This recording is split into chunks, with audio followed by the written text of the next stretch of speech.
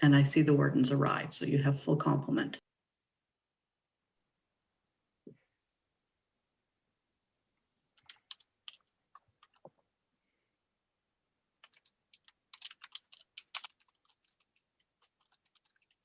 Okay, we are live. Okay, thank you, Rob. Welcome, everyone, and I'll call the meeting to order. Is there any declaration of interest? If there is, you can call it at any time during the meeting. And we're going into draft strategy, so I'll turn it over to Hiba, I would take it. Yeah, good afternoon, everyone. Thank you for having me. I apologize, you're going to hear my voice a lot this afternoon. I do apologize for that, but I'm happy to be here. It's really exciting.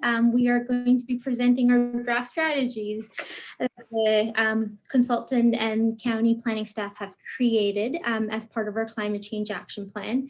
It's taken us a long time to get here, and it's been exciting work. We've invested a lot of time in looking at our data, looking at our emissions, analyzing it, understanding what policies exist across the region, doing an analysis of those, and then also looking internally, looking at the policies we currently have. Based on all that information and kind of what we hope to be, what some of our departments hope to be doing in the future, and what our community, especially our municipalities, or have planned through their strategic plans, we've developed this set of strategies that we think complements a lot of that work and really helps us to achieve our targets. So I'm here to present on those. There's 38 strategies, so but please feel free to interrupt me at any of the strategies. I will be going through each of them. Some of them are kind of straightforward. Some of them I will speak to a little bit more in detail, but feel free to interrupt me at each of the strategies if you have a question. We will be having a discussion session after each theme, so you can hold your questions till then as well. So I will start with my slides. And perfect. Sorry, one sec.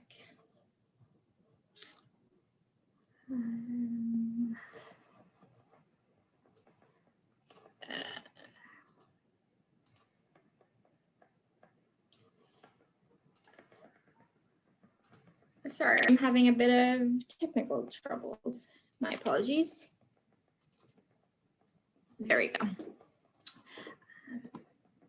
And can everyone see the slides? Yes, I can. Perfect. So before we start getting into some of the strategies, I wanted to kind of start this conversation today by framing our vision statement. This is a statement that the consultant presented at our last meeting. And this is one that we've developed, as they mentioned, with consultation with council, our internal working group, and our external working group. But this is our ultimate goal, is to achieve this statement. And through this plan and through the strategies, we hope to achieve that.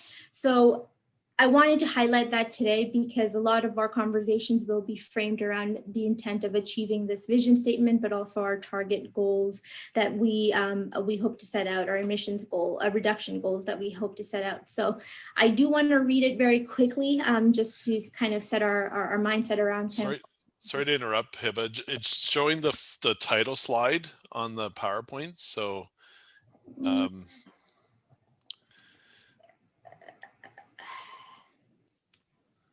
Sorry, I'm not sure.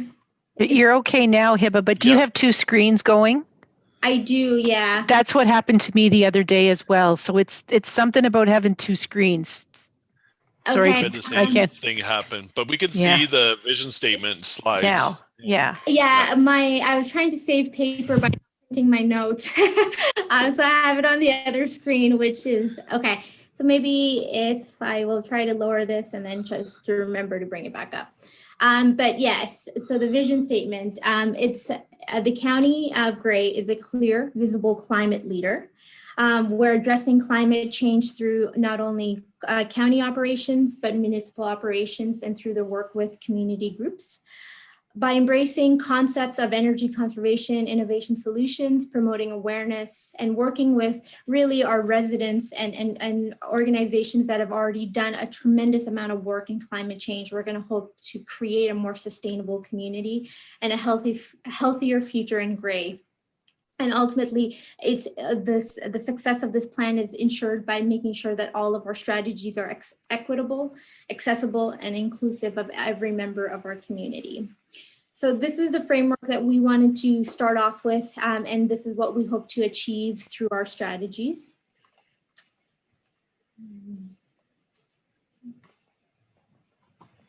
So I'm going to start with our corporate section. And so these are our 4 themes in our corporate section. The first one being vehicle, fleet, and equipment. And the objective, some of this information might be familiar to you as it was presented last time, but I just wanted to give a quick recap.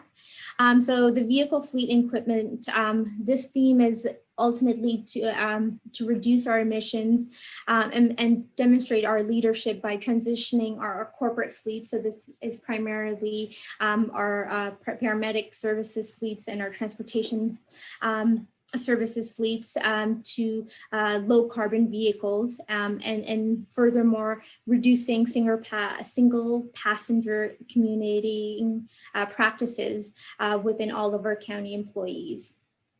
Some of the strategies we've developed in this include, the first one is purchasing electric vehicles and equipment on an ongoing basis as an existing equipment and vehicles retire and replace.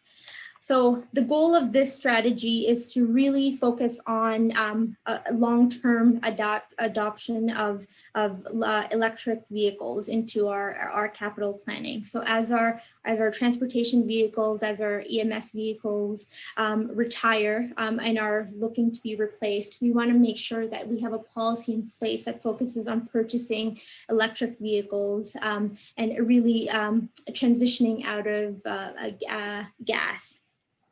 So one of the supporting strategies that was recommended was consider developing an electric car share program.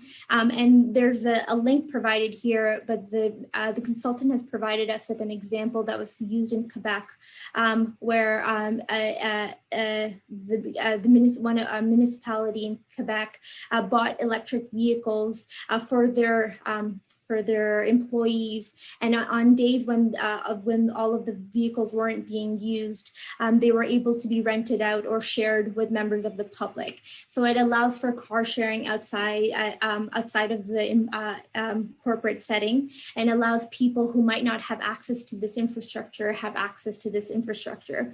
So ultimately, this is a supporting strategy because it benefits us in the sense that we are able to provide electric vehicles to our employees as they travel around, as they need it, but then it also provides residents with access to this infrastructure that they might not have access to otherwise. So this is the first strategy that is part of this plan.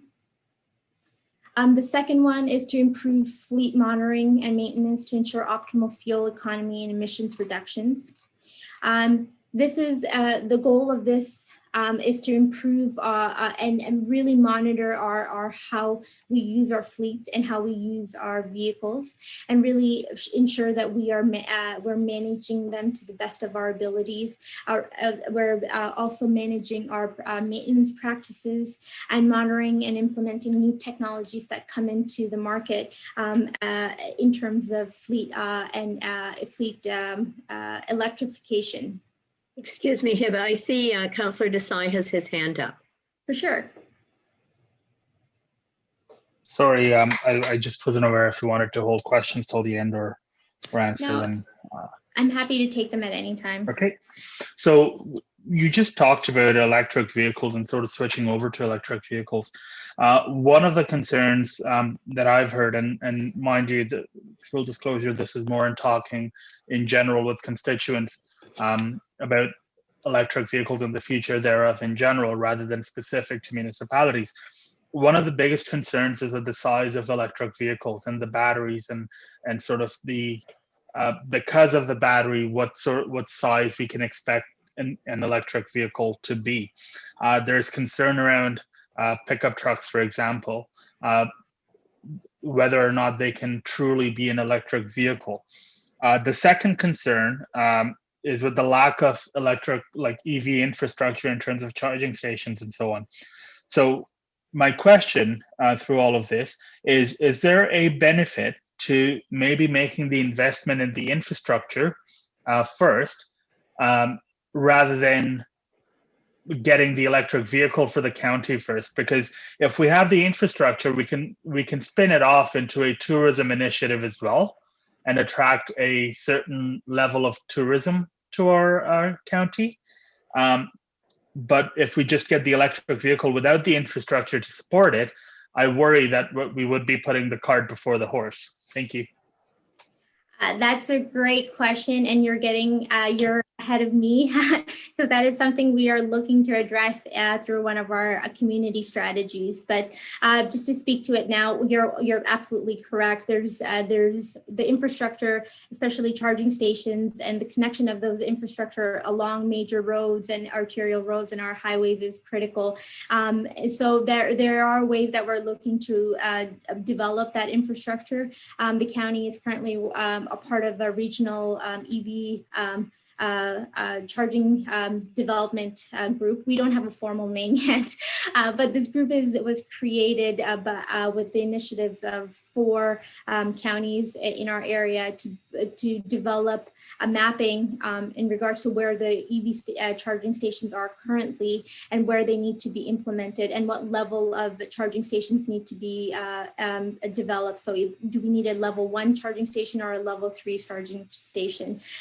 So this is definitely a concern, and there is a lot of funding available through this group and through FCM to develop some of that infrastructure. But I'm happy to speak to that a little bit more in our community section when we talk about kind of developing that EV infrastructure. Madam Chair, if I might. Yes, go ahead. Thank you. So this brings us back again to the conversation we were having at the previous meeting, and I talked about BYD, Build Your Dreams, and there may be other places as well, but this is exactly the sort of thing that they work with municipalities around. Number one, determining what are your needs. So what vehicles specifically do you need? Do you need a plow? Do you need pickup trucks? Do you need buses? You know, all of these things. And it gets down to the nitty-gritty detail about how long does this bus need to run? How many people does it need to travel? How far does it need to go? You know, what are the loads? And then they figure out exactly this is the vehicle that you need and this is the size of battery it will need. But on top of that, getting into the infrastructure. So I think when we talk about infrastructure, there are 2 levels. One is infrastructure with respect to your, call it fleet. And given the area that we have in Grey County, that's a challenge, but you need to think about recharging your fleet, but also at the community level, if we are promoting more electric vehicles, then obviously it's beyond just our own fleet, but other vehicles, public vehicles as well that we need to support. Yeah, and I think I should have mentioned this earlier, but these are all strategies. So these are just kind of what we've identified as areas of focus for each of these themes. Specific program development will be required as part of the implementation of this plan. So really, Warden Hicks is looking, once we start developing programs in partnership with our municipal partners and community partners, we will have to look at some of those specific details and kind of look at that as part of the implementation of each of these strategies. Yeah, but before you go ahead, I see that Mr. Schertzer has his hand up, as does Councillor Gamble. Yeah, thank you, Chair Carlton. And I think just exactly what Hiba just described and outlined, I think is that, you know, so far the strategies are organized around themes and based on corporate and community, and you'll see a lot of overlap. You also see a lot where there's some will need to come first before others.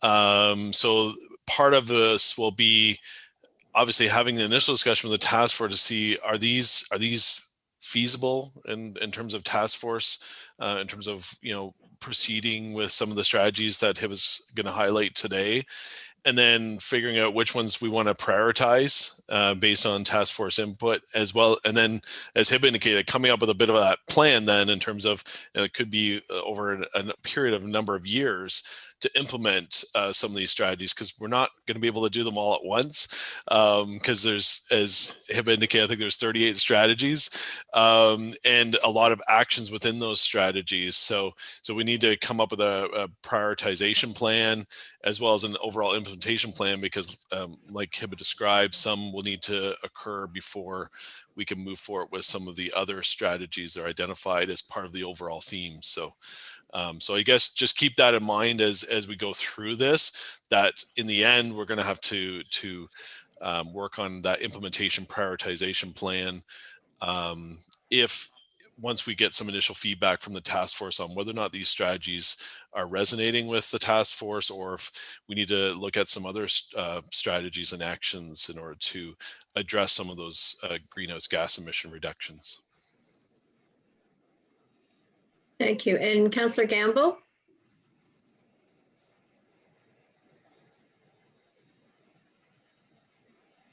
Yeah, sorry. Yeah, I guess my question is kind of, what is the time frame for this strategy?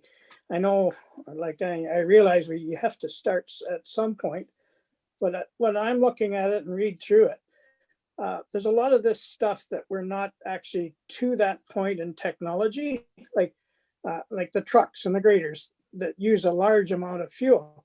We don't have the technology to put electrics in them yet. They're working on them, but they're going to be a time down the road. I question that part of it. And for the car share, you know, Grey County is largely rural, and I just don't know how that system would work. Thank you.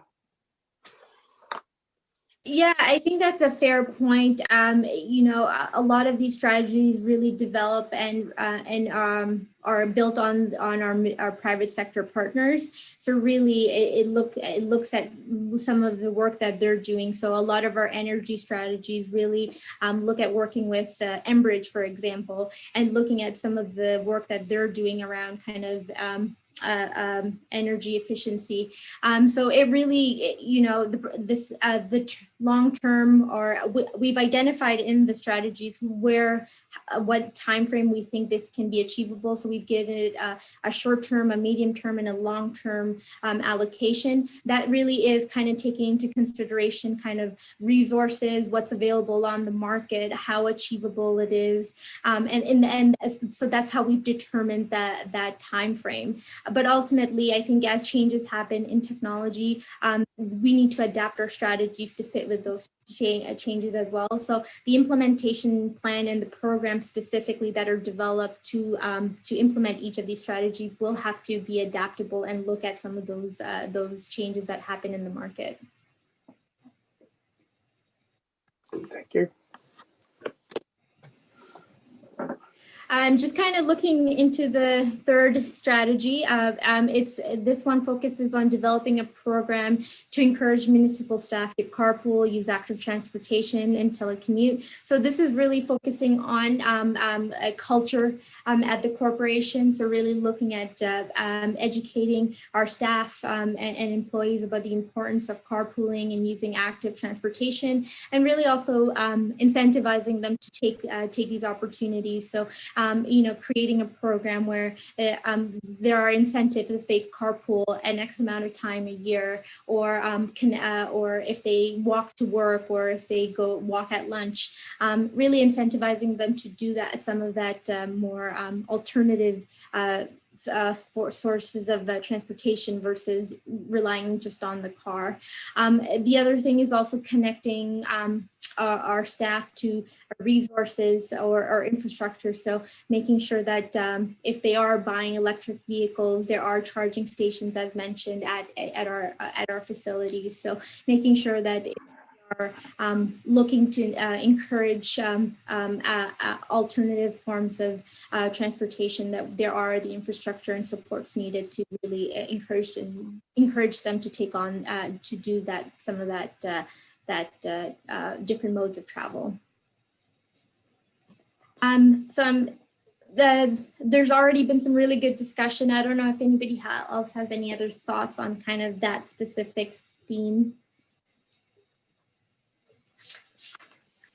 I can only see 3 others besides me on my screen. So if anyone has any comments, please just speak up.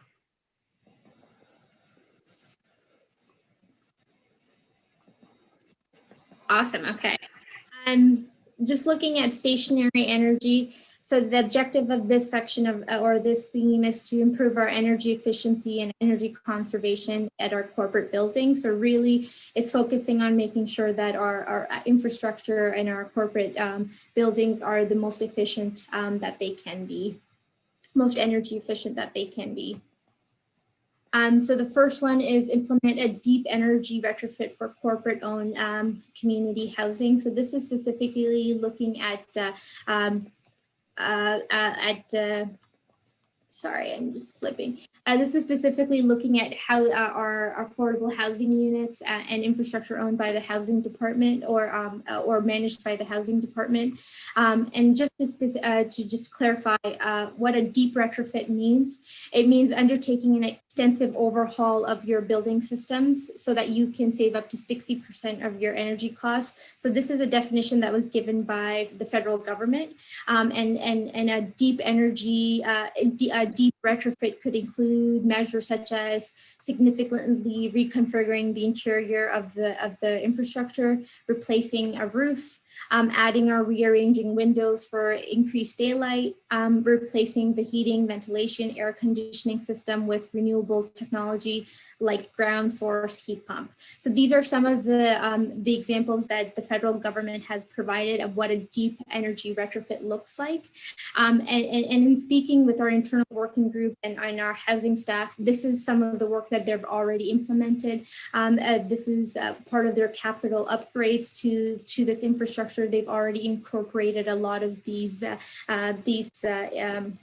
technologies and these suggestions that were provided. So this is something that we're already focused on and something that we are doing. But the focus of this is to definitely retrofit our community or our corporate owned community housing infrastructure to make them the most efficient.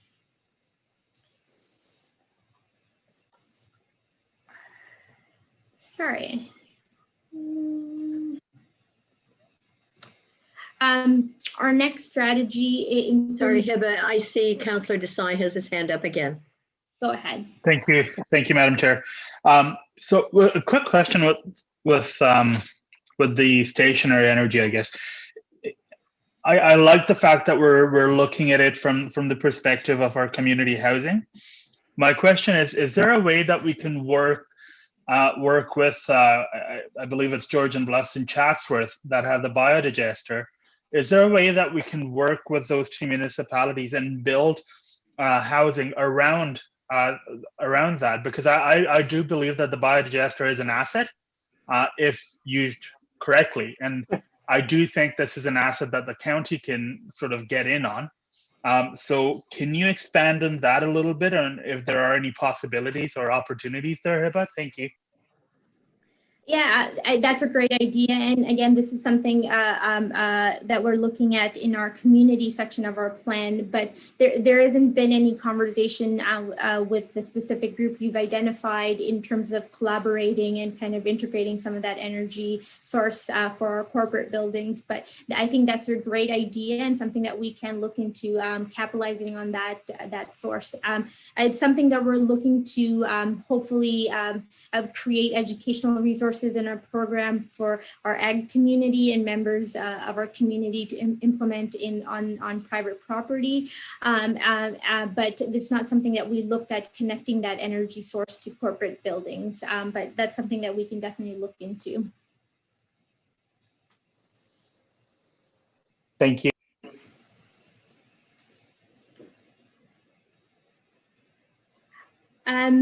Our fifth strategy includes requiring all new municipal and corporate-owned buildings to construct to an above building code energy efficiency standards and to be climate resilient. So really, this focuses on establishing a policy that requires all of our buildings to be built to a certain energy standard, targeting net zero, and really focusing on kind of what the federal government and the FCM is defined as energy efficient and high energy standards. So our goal is to ultimately, as our corporate-owned buildings come up for retrofits, or there's renovations needed to our buildings, or new capital projects are taken up to develop new buildings, we hope to retrofit them and make sure that energy efficiency is implemented as part of that redevelopment or that development.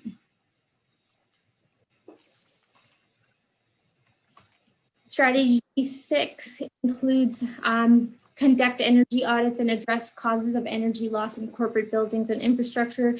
This all kind of speaks to the same kind of idea of kind of really managing and understanding where there's major loss of energy and kind of managing that and make sure that we're doing yearly energy audits to really assess where those losses are occurring and so that we can put in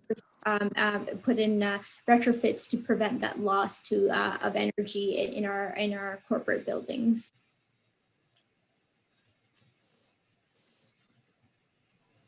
In strategy 7, we want to consider opportunities for increased renewable energy generation, waste recovery, and efficient energy production in corporate buildings. So this kind of speaks to what Councillor Desai was talking to, but really look at how we can develop programs that allows for more renewable energy to exist on our corporate buildings. So look at whether we can implement solar in our buildings to or other forms of energy, such as the biodigester that was mentioned, to help reduce our energy cost and really incorporate more efficient energy sources into our corporate buildings. So part of this will be to implement that as new buildings as we build new buildings or as we retrofit our existing corporate infrastructure.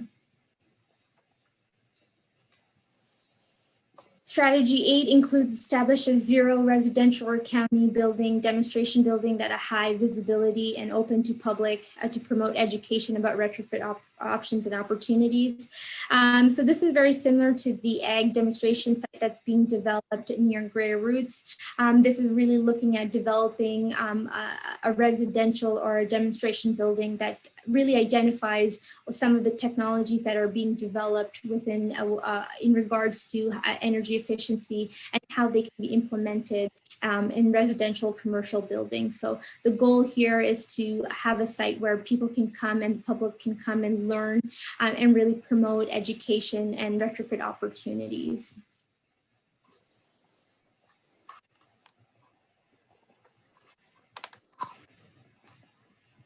Lastly, we hope to speak to retrofitting our street lights and outdoor lighting with LED lights, which are also compliant with dark sky initiatives. So really looking at upgrading all of our street lights to more energy efficient LED lights.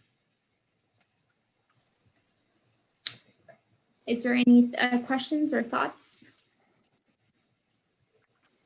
If anyone has any questions, please just go ahead and speak because I can't see everyone.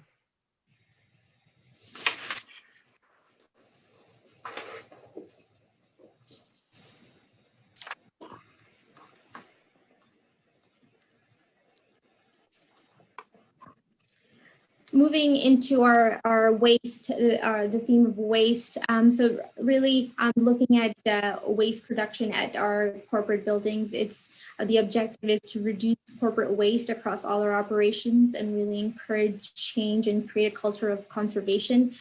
So a majority of the strategies, or the two strategies here, really focus on education and really creating awareness around how waste is produced and how we can be more aware of what happens once that waste is produced and how it affects our environment. So the first, the strategy, or strategy 10 in the waste section, is conduct a corporate waste audit and develop a waste policy to reduce waste from our corporate facilities. So really, again, this majority of this includes educating employees about how waste is produced and how we can reduce by potentially incorporating practices such as composting at each of our facilities. So creating composting sites in collaboration with our maintenance staff, so that we aren't adding to our landfills. Other strategies include banning plastic water bottles and encouraging reusable water bottles, and putting in infrastructure such as water refill stations, providing green bins in washrooms for paper towels, and banning single-use plastics for any corporate food services, which is something we've already done, so which is great, and we hope to expand on some of the initiatives that we've kind of established already.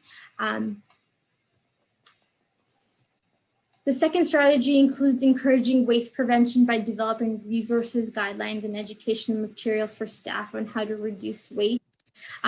This is pretty straightforward, but the goal here is really showing our employees the life cycle of a product and really helping them understand how what happens to, for example, a water bottle once you're done using it. How does it go into the landfill? How does it break down? Really kind of trying to show the impact of that purchase and how we can reduce our waste by maybe making alternative choices.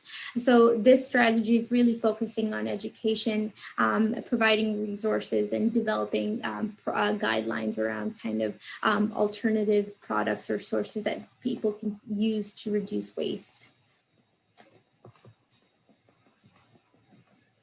Are there any thoughts on that?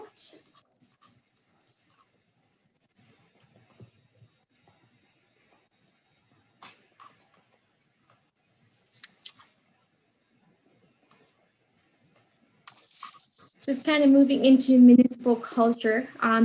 This theme really focuses on kind of integrating climate change considerations into all of our planning processes and kind of decision-making processes, and really kind of encourage thinking about sustainability and kind of conservation through all of our decision-making lens. So it's really, we want to promote conservation and emissions reductions through kind of making sure that we view all of our through this climate lens. So some of the strategies we've developed here is develop and implement a climate lens policy in which all municipal or county operations are reviewed through a climate lens to ensure that climate considerations are being prioritized as part of the approval process. So some of this includes integrating climate change considerations into our Grey County Asset Management Plan, training staff on the importance of GHG mitigation and energy efficiency, and explore a kind of adding climate change or the theme of the environment in all of our reporting to council and internally, to make sure that any decision that we're making, we're considering that through a climate lens.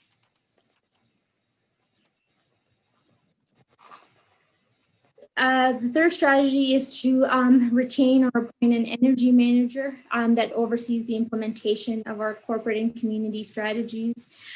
So this individual would be responsible for the implementation of this plan and really kind of guiding the work with our partners, so helping municipalities as they take on climate adaptation plans, take on work to create climate plans, climate action plans at the municipal level, and really facilitate that conversation between the county, the public, and the municipalities.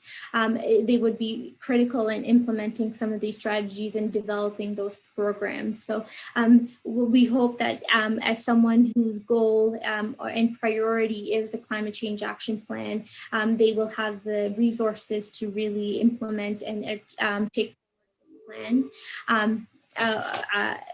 And really help guide our departments through this process as well. So make sure that there is someone at the department or at the corporate level that can help guide some of that work if there isn't someone available otherwise. The last strategy focuses on kind of awarding our staff and promoting a culture of conservation. So really creating programs that incentivize the staff to kind of take up conservation work, either at work or at home, and really celebrate some of that initiatives they're trying.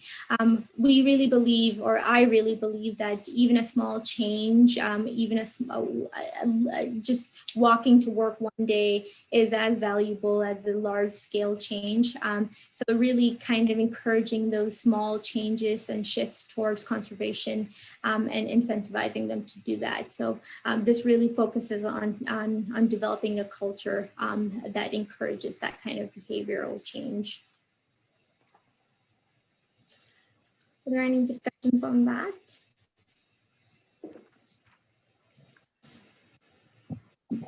I see Councillor Desai has his hand up. Thank you, Madam Chair. Just to sort of expand on the last part that Hiba said, if a number of small changes are made, at the end of the day, a big change is an expression of a number of small changes that have been made. So I think that's a great point, and that's definitely something we can and we should encourage at our corporation. Thanks.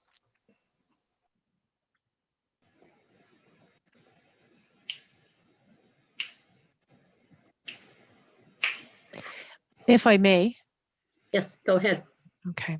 One of the conversations that I've had recently is with the fellow CAOs for all of our member municipalities, and hearing from them, and considering this work, the corporate strategy, I wonder if there's an opportunity and if the committee would be supportive of taking a look at this and from a broader all of the Grey County municipalities perspective.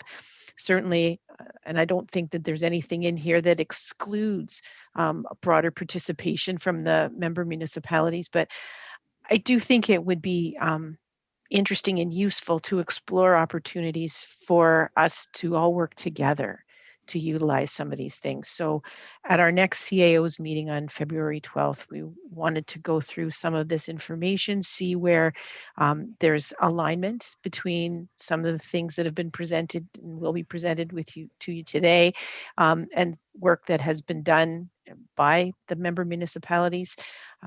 For those that haven't gotten too far into this, do they see themselves in any of these strategies and taking a piece of this and moving it forward within their own communities? At the end of the day, I think the more that we can all work together and have kind of a united front on this, I think there's a kind of a cumulative impact that can come out of all of this if everybody's kind of pursuing some common themes. And I'd be interested to hear from the committee members if you felt that there was merit in moving in that direction.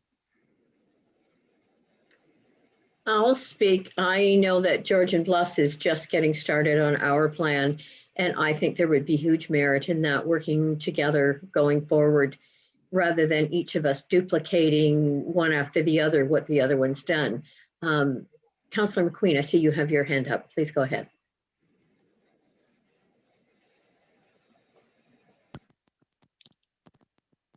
You're muted.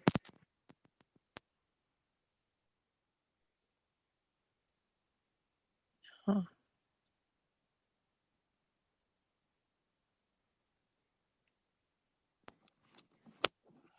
Can you hear me now? Yeah. Yes. Okay, it just wasn't my connection here. Great idea. I know Gray Highlands has been working on this, and I think if Hiba wanted to make another slide and says action to coordinate or to I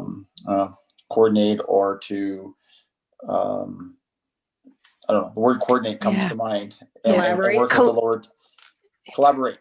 Maybe Yes. that's another word. And so what you mentioned, Madam CEO, is perfect. And just make that as another slide. And that's part of the objective of what Grey County is doing, is reaching out to the lower tiers and see where they are and see if we can help them along. And I know Grey Highlands, we've had it in place now, I'm going to say maybe a year and a half. I know time flies with COVID, but it was one of our objectives of this term. Mm-hmm. So, I know we just went out. We had I think part of our committee is we have a number of public, including municipal councillors, like councillors or deputy mayors on there, and so that's we went through some members. We just went out to look at some more. So absolutely, it's collectively come up with ideas, and I think for part of the if we're looking at maybe volume buying or volume purchasing, or collectively, I look at charging stations, collectively, each zone or each area, look at it, maybe a multiple grant application, maybe to the federal government, who knows, all those kind of things. I think it's all good. So I definitely agree with that. So thank you for that. Thanks. Does anyone else have any comments? And please just speak up because I can't see you. So maybe I'll speak up now, Madam Chair. Go ahead, Mr. Warden. So I did all the comments made already. It reminds me of sort of what we were doing with CIP, right? Yes. And having, sort of a collective view. The other thing is when we look at our sort of targets, what can we control and what can't we control? This is another way of helping to reach that sort of overall target by, encouraging, collaborating, working with, and perhaps the lower tiers as well might have some ideas that would make what we're trying to do even better. Some things that maybe we haven't even thought about. So it could go both ways. I like that idea. Thank you. And if I may, just by way of a follow-on, certainly what HIBA has and the consultants have provided with us is some strategies,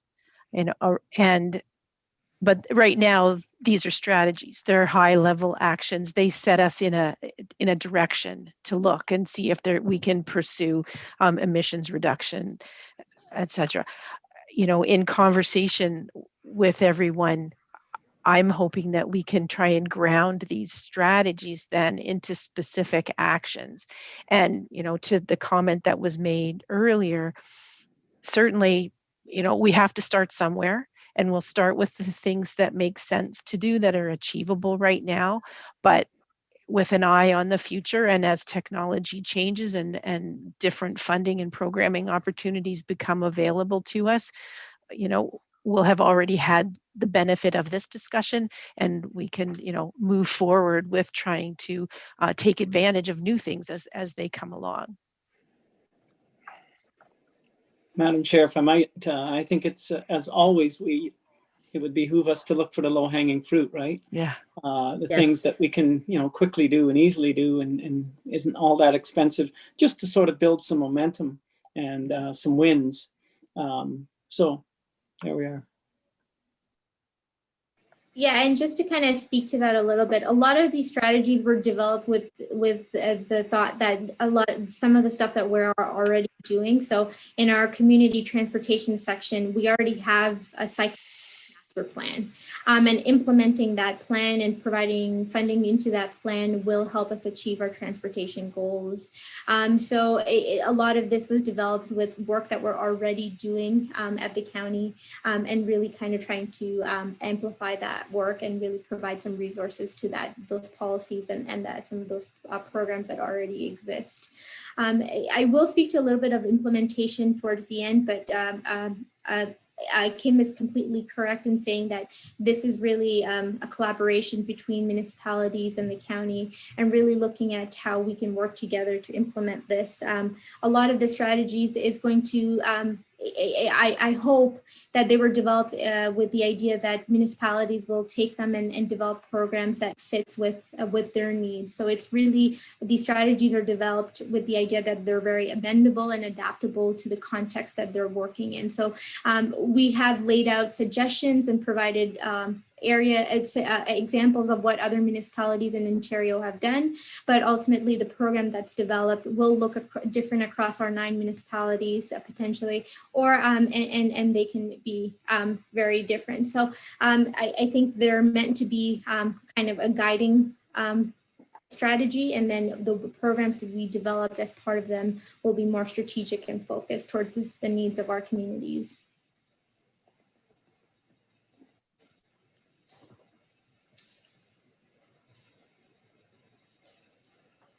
Madam Chair, if I may, it's Tom. Please go ahead, Tom. Thank you. I guess what I was just wondering, just picking up what the warden had said, but I think what we want to do is once we move into this process deeper is to find out what might be a little more achievable even at the municipal level as well, because I think as a whole, if we got all municipalities that could take some 2 or 3 items that are achievable at that level, then, you know, yes, the county's a little bit different, obviously, but I think that's what we should, when we do get there, is, you know, 2 or 3 items, because I know everybody's anxious to do it, but if we to accomplish the same goal, but I think we found 2 or 3 items, maybe even be a larger list, but I think it would certainly, they'll complement what you're trying to do. Thank you. Excellent ideas. Yes. Thank you. If there aren't any other thoughts, I will move into the community section. In our community section of our plan, we have 7 themes that we've developed. These were developed in consultation with the community and with our groups, and they identified these areas of focus. So we've really tried to speak to what the community has identified concerning areas, and really tried to develop strategies to address some of those concerns. Looking at our buildings theme, we want to prioritize energy conservation by building cleaner and more efficient buildings, really working with our development community to implement some of our energy efficient technology, and really try to create programs that allow residents to implement energy efficiency technology within their commercial or residential buildings. Our first strategy looks at our first and second strategy. They're the same strategy. The first one looks at residential buildings. The second one looks at commercial buildings. So I'm going to speak to them as one, but they are different in the sense that they target different groups. But the idea here is to develop a voluntary retrofit program where for residential and commercial buildings, primarily focused on older stocks of residential and commercial buildings, and give them opportunity to implement retrofits to the buildings. So one example is if a homeowner would like to install solar onto their property or onto their home, then there would be funding available through this program to implement that. And some of what we've seen, some funding sources we've seen across different municipalities that have implemented is they've implemented it through local improvement charges. So essentially, the municipality or the county would provide them with funding to implement or to do this retrofit to their home. And then as part of the loan, they would pay it back through property taxes. So this is just one example of a funding a scheme that was created by other municipalities. There are a lot of grants that are available, especially through the Green Municipal Fund. They're offering up to 80%, depending on the program that's created, to implement or create this strategy. So there is a lot of opportunities, but the goal of this strategy is to provide funding for residential and commercial buildings. And if they want to do upgrades to those buildings to make them more energy efficient, we would be able to provide that funding source. Strategy 3 includes facilitating the implementation of an industrial efficiency best practices such as energy audits, energy management system standards, energy management information systems, and benchmarking and employee awareness. This strategy is primarily focused on educating our and really providing resources to our industrial sector and what are some of the best practices that can be implemented to become more energy efficient, providing them with resources that allows them to do energy audits and really implement some of those energy management systems. There are a lot of this work is being done by our partner, private sector partners such as Enbridge. So in speaking with them and doing some consultation work with them, they would love to provide some of these education resources to our industrial partners to kind of implement that within their business.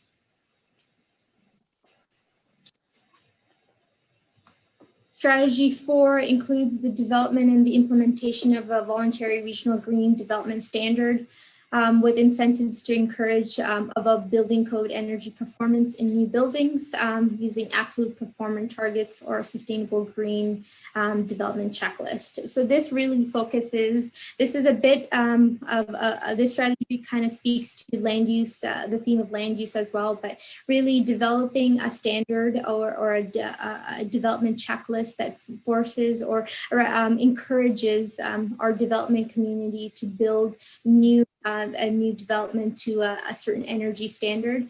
And if I may, I wanted to show you an example of one that was done by Halton Hills. They're kind of an example that's shared widely when we talk about green development checklists because they have won several awards for the checklist that they've created, and they've been working on this for a long time. So this is something usually when we talk about green development standards or green development checklists, they usually are one of the first municipalities we speak to. So I'm just going to share my screen so that I can show you what a standard would look like. So what they would do is that they have developed this green development standard checklist. So they have created criterias in different sections that and different kind of different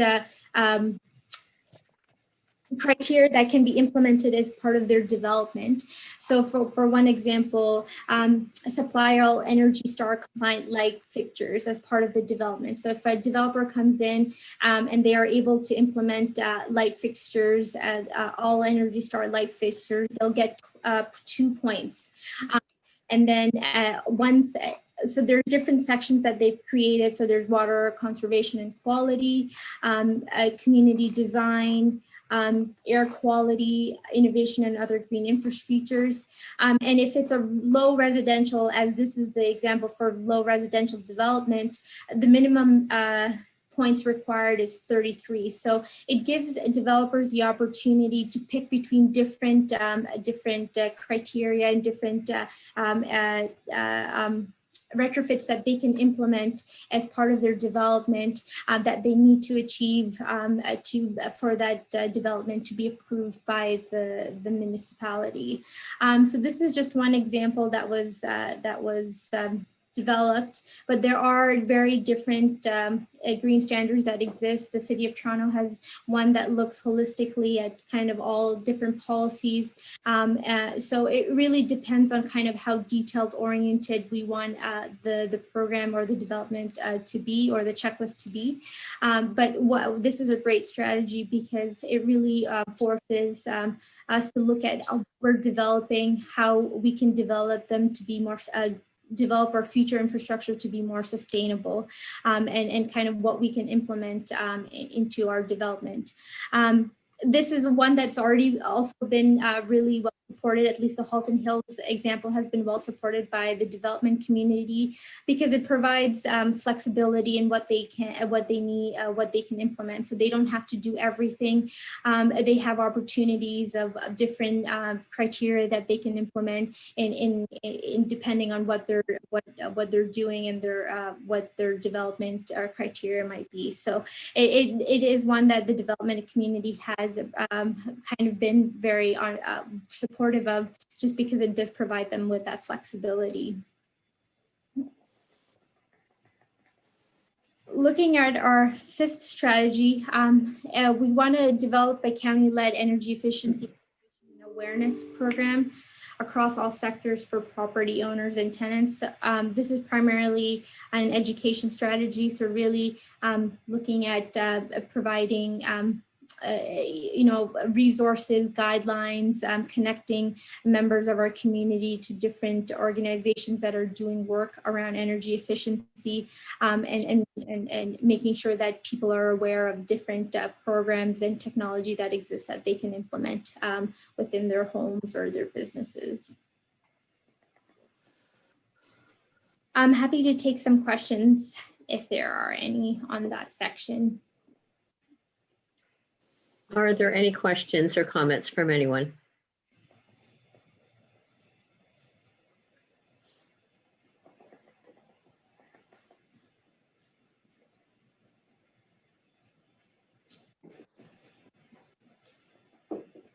Moving into our transportation theme, this theme looks at transitioning Grey County's transportation sector to low carbon vehicles and increased participation in active transportation. Really, this is helping, the focus of this theme is to help our community recognize the importance of moving away from gas powered vehicles and adopting more low carbon vehicles and encouraging active transportation. Our first strategy is one that I think we've already really started doing a lot of work in implementing. Stephanie Stewart at the county has been doing a lot of work in regards to this, but it's really looking at expanding our rural transportation system and promoting public transportation and rideshare programs. So this focuses on kind of developing that transportation system that can be utilized by a multitude of people, and so they don't have to rely on their gas-powered vehicles. Strategy 7 looks at considering developing an electric car share program owned and operated by the county or member municipalities, where electric vehicles are used throughout the weekday by municipal staff and then available during weekends and weekdays to residents to rent when vehicles are not in use. So this example was already kind of presented in our corporate section, but really making sure that we have the infrastructure available for our employees or our staff at the county, and then once that infrastructure is not being used, make that available to residents. As I mentioned earlier, we are on a regional EV charging station group. This group major focus is on connecting all of the charging stations across the 4 counties. So it's Huron, Bruce, Dufferin, and Simcoe.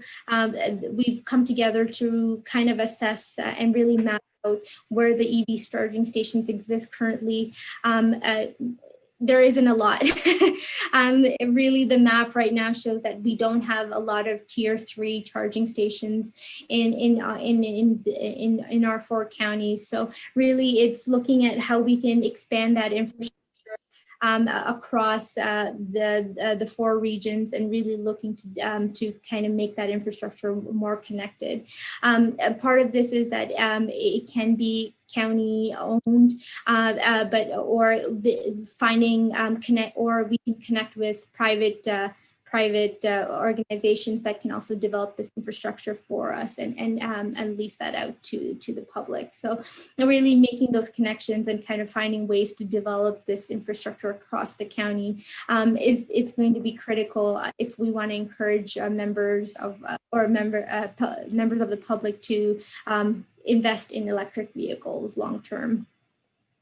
Yeah, but just a quick question. When you reference tier 3, is that the fast charging stations is what you're referencing there? Okay, thank you. Yes, so there are 3 tiers that are kind of the standard. Tier 3 is it's a supercharger, they call it, where it takes in a matter of an hour or 2, you can have your vehicle charged, but it does require a higher intensity of infrastructure. The electricity and all of that needs to be of a certain standard to implement that. So it's not something that's common. It's more seen widely in the GTHA area, but there are some that are being implemented in our area, but they're primarily Tesla charging superchargers, which cannot be used by any other vehicle other than Teslas. So we're looking to this group is looking to implement tier 3 charging stations that can be universally used. Thank you. Moving into our 8th strategy, encourage the adoption of electric vehicles by transitioning gray to electric vehicle ready through the installation of EV charging infrastructure. So really, again, this kind of just speaks to what we were speaking to, and encouraging electric vehicle use and really getting members of the public to understand kind of what some of this technology is and buying it in. And part of that includes kind of expanding this infrastructure.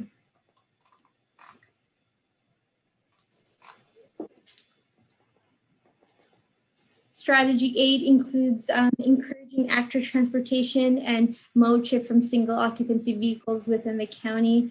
The majority of this strategy is really looking at the education piece. So really looking at how we can encourage members of the public to understand the importance of active transportation and reducing our single occupancy vehicles. The other portion is really kind of, as I mentioned, we also have a lot of plans already in place, such as the Cycling Trails Master Plan, the Recreational Trails Master Plan, that really are looking to address this concern of encouraging active transportation and shifting away from single occupancy vehicles. So we want to, those plans are already kind of working towards achieving this goal. So we really want to support that work that's happening with those plans. And really then focus on also the education piece and really helping residents understand how impactful single occupancy vehicle trans movement can be. I'm happy to take any questions on this theme. So in actual fact, COVID has really helped all of us with our single vehicle trips, because we normally would have all driven into the county building from different directions. And now we're all sitting at home and saving that car trip. Are there any other comments or questions for Hiba in this area? Madam Chair, can you hear me? Yes, go ahead. Good discussion. The one question I had, and I know the province was working at it, was EV, electric vehicles, and scooters, or sort of electric. I don't know what I can call them scooters. I don't know what else to call them. And that I know the province was working on a trial or like a draft trial run or whatever. I just wondered, is there any information? I'm thinking more of our urban settings where, it's an urban setting and they have paved shoulders. They get on a little EV scooter, scoot down to the grocery store and scoot back. I guess that's why they call them scooters. And but I just wondered if that's something is that where that is. Maybe Madam CEO knows or somebody else knows. I just wondered on the. I'm pretty sure the province, and maybe I can follow up with AMO as well. That I know that they were at one time looking at if that was a possibility as a permanent opportunity. If I may, I think I saw something recently that was open for consultation with regard to maybe different classes of those power assisted scooters. Anyway, we can look into that and come back, because I believe that there's some ongoing discussion about maybe kind of permitting the lower scale of them more or less as of right. So let me see about that. And the other question I had, Madam Chair, was one is, you see over in Europe, you see a lot of cycling and biking, even in urban spots like Toronto and stuff. You see a lot of cycling and cycling lanes. So I think that's something that has to take a mindset if that's something for our urban settings. I mean, if I got on a bike, it'd take me probably 2 days to get to Owen Sound, but it just, for our urban setting and that sort of thing. And the other question with regards to the shared vehicles of EVs from the public, I guess the other question I have is there's liability, cleanliness. I mean, especially going through COVID and stuff like that now, does somebody clean the car or is it disinfected? Is it, does somebody have to have a line of credit or some deposit? So if there's a damage or something, or do they have to provide a waiver that they have insurance? Because I know if you go to anywhere else on a holiday, you can use your own insurance, but you have to provide a piece of paper that says that you do have insurance and you're insurable and all that kind of stuff. So maybe you don't have the answer, but I just asked those questions in the sense of it's not a bad idea. I know they have car share and bike share and other share things, but I just don't know. I'm sure there's a lot of research has been done in that area on other aspects of sharing things. So just some comments there. Thank you. Councillor Gamble has his hand up. Yeah, in all of this is all good. It's very interesting, but you still got to generate power. So if you put more chargers into the system and what have you, you've got to have more power in the grid via nuclear power or whatever. What is the thought behind generating more power to charge whatever? So sorry, if I understand your question correctly, do we have enough power to create tier 3 charging stations? Is that correct? Well, not just that. It's the home chargers. It's the chargers of the batteries for vehicles. If we go that way, all this is you got to have hydro to charge these things. So where do we get that? We got to get it from nuclear power generation however. I know that train of thought hasn't entered into any of this. I just wondered, what is the thought on it? Yeah, so it would, I don't think I have a clear answer. Maybe if Randy or Scott have maybe a thought on this, but really it's looking at connecting to existing grids and really capitalizing on what exists currently. I know tier 1 charging stations, you can plug into to an outlet at home and charge your car that way. It takes like 3 days, 4 days, but it is possible.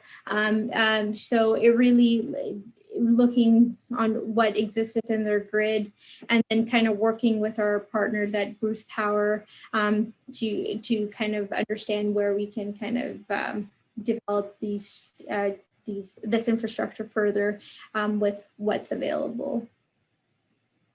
If I can build on what Hibba indicated, I think energy conservation and some of these programs kind of go hand in hand too, right? So we'll be saving energy in terms of if we're able to conserve, serve energy. But you're right, Councillor Gamble, some may be more energy use with respect to things like electric charging vehicles. So we need to make sure we have the hydro network in order to support these initiatives.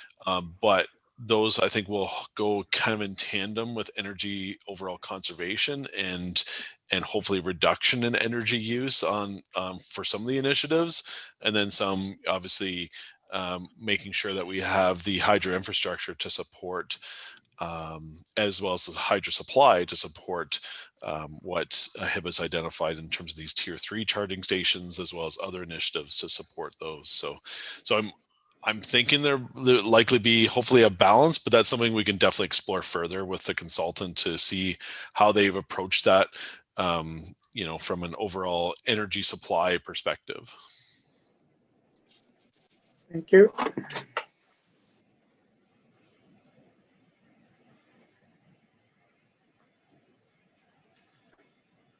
Maybe I can add to that discussion. I know that I attended a session, Westerio, I believe it was, where we were talking about this very subject. And it seems to me that the energy sector is well ahead of us on this thinking. What I remember from that discussion is that they're not particularly worried about some massive increase in demand for energy. And that this sort of transformation is definitely on their radar. Yeah, just kind of speak to that. We had through the work with the group, we haven't identified any concerns from the energy sector or our energy providers. They're well aware of some of the kind of work that we're doing, and there hasn't been any concerns identified through them yet. But that is something that obviously requires further consultation and more detailed work with them to make sure that where we are implementing some of these stations, it is feasible to do so.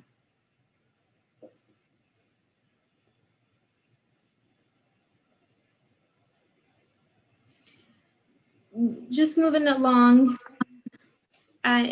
So our next theme is waste, and this theme looks at collaborating with and supporting our lower tier municipalities to divert waste from landfills and kind of really establish alternative ways to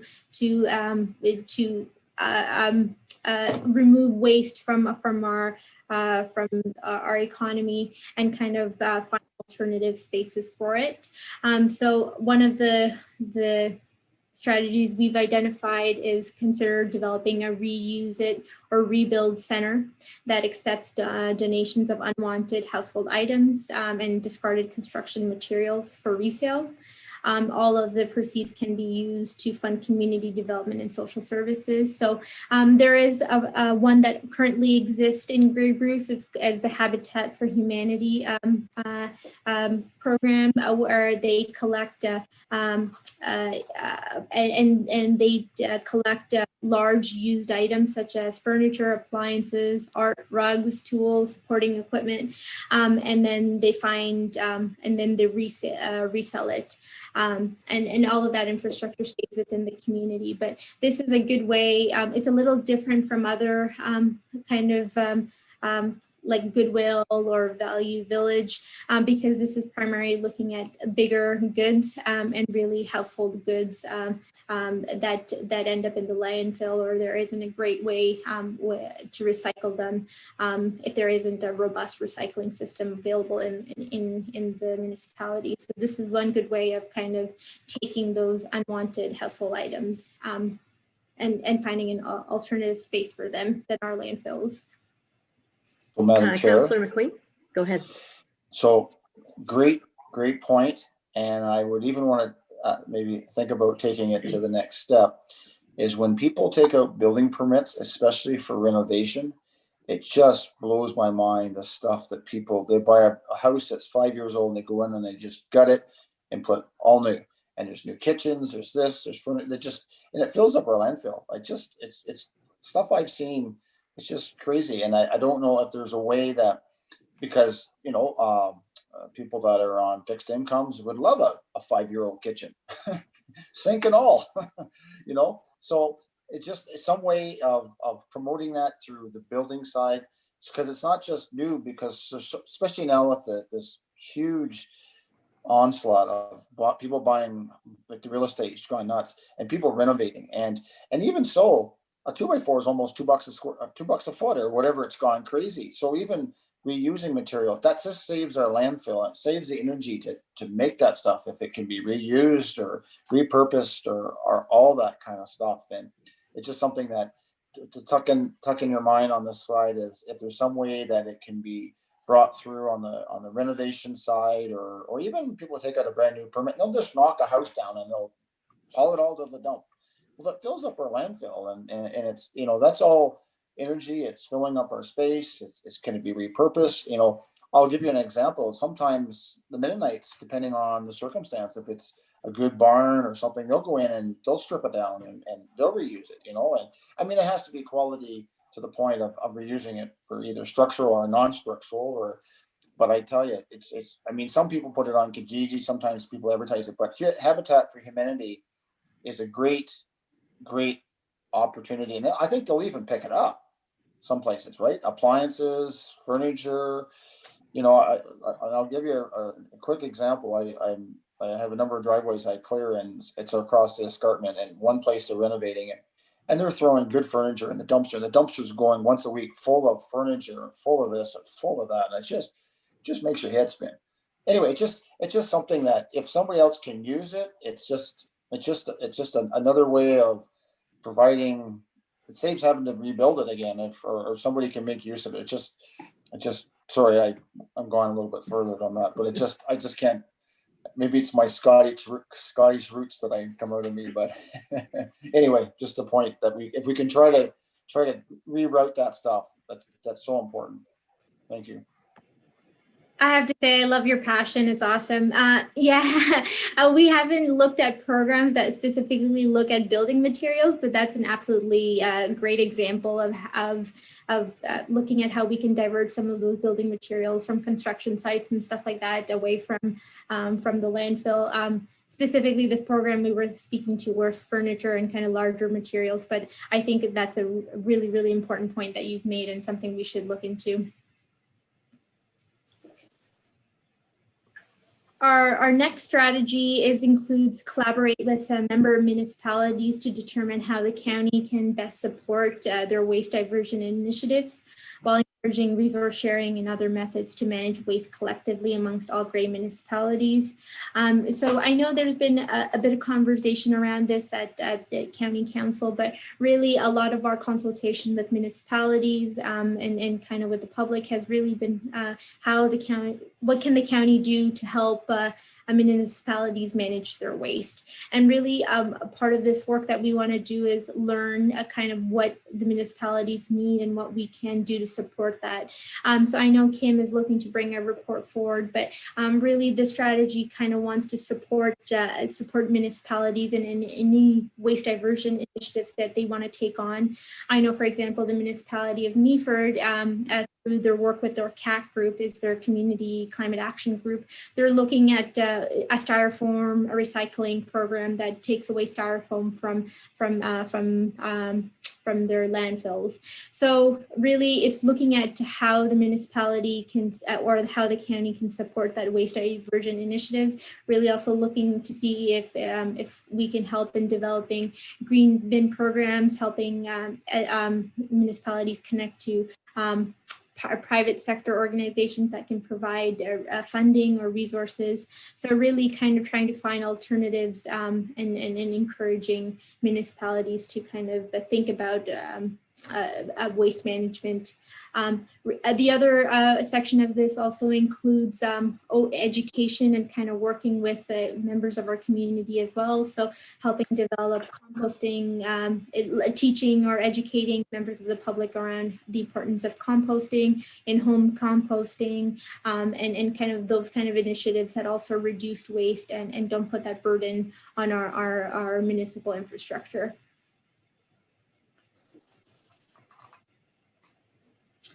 And then just kind of this goes right into strategy 12, really focusing with working with our local municipalities to develop a countywide public awareness campaign that reduces, that speaks to waste reduction and improves food literacy. So really a lot of what we're seeing is that there is a lot of food waste that is ending up in our landfills.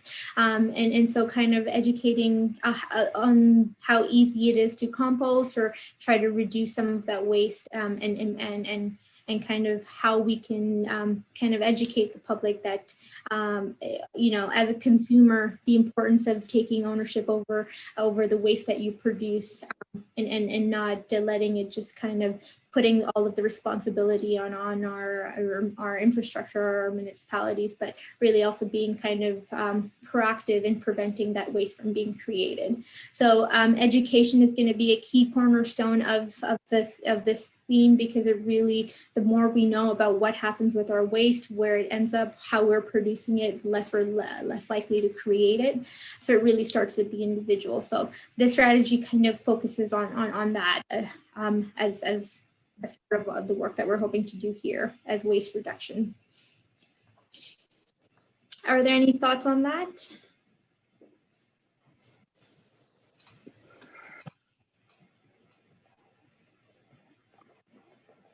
If I may, Madam Chair. Yes, go ahead. It's Tom here. I guess one of the questions I have is, you know, plastics, obviously we know the problem there, but we put it into recycle and it goes to the sorting station. I can assure you that 75% of that is going back into the landfill because there's no market in the plastic. So that's something that I think needs to be addressed if we want to be, you know, taking care of this. But there's no market for plastic bottles right now. That market's gone. The virgin is almost as cheap as it is to produce or to rework recycled material. So how do we get over that? For, you know, we're doing our due diligence, thinking we are putting in the blue boxes. People are using less, but they are. You know, it's part of our nature to have a water. They put it in, and then it just gets dumped right back into the system. So how are we going to head that off? Thank you. Councillor Gamble, do you have your hand up again? Yes. Am I on? Yeah, go ahead. I guess, Sue, you probably will recognize this discussion, but the degenerator, it's been an issue since we built it. It's never made money. We can't get the stock for it. And for that fact, we can't, it's just a losing proposition. And all of this stuff seems to make it work, we've got to have some capital put into it. And I guess my issue is, where are we going to get that capital? Sure, we can take the product and we can use it, but we haven't got the money to do that. And this is for lower tier municipalities. That's a very major issue. I don't know how we get around it. Thank you.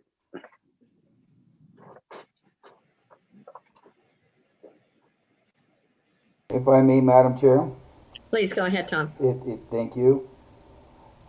Just to Councillor Gamble's statement there, I think that there's certainly a wholesome discussion that needs to be brought forward.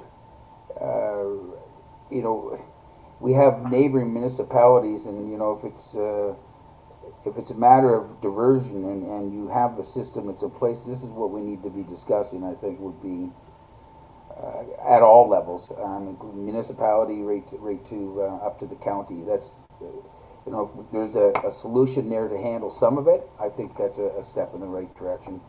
Thank you, Madam Chair. Yeah, and I just kind of, I think part of this, the work that we want to do is really do have those, do consult our municipalities and have that, those conversations on what is required. So I think the program or the policy that we develop will have to really be focused on kind of the needs of each municipality. And I think it requires further research. So that's definitely something that we will be looking into. Mr. Scherzer? Yeah, thank you. And I agree with Hiba that's, you know, I think we'll hopefully have that discussion, as Kim indicated, with the local CEOs, starting some of that dialogue and discussion in terms of, you know, what do they see as action items that are feasible at the local municipality? What do they want to tackle? These are some perfect examples that have been highlighted by both Councillor Gamble and Councillor Hutchison in terms of to explore further with local municipalities. Back on the plastics one, you know, I think there's definitely some initiatives that the province, I think, is working on with respect to working with producers to at least have them look at obviously reducing the waste that is produced before it hits the consumer, as well as looking at you know, that the producers would have to pay then to help support some of that waste. So so I know there's some work being done at the provincial level around waste. I'm not fully involved or no, but I know that there is some work around the producer level. So right from, you know, who makes the plastic bottle and then who should pay for disposing that at some point. And so and making that go back on the producer to help support that. So that is some work that can be looked at in the context of overall waste strategies to see where the province is going with some of that work and see how it can align with some of the strategies that was highlighted here. That was one of the things at Roma this morning that Mr. Urich commented, that the final regulations on recycling are to be posted, I think he said, by the middle of February. So hopefully by then we know what those regulations are around producer responsibility.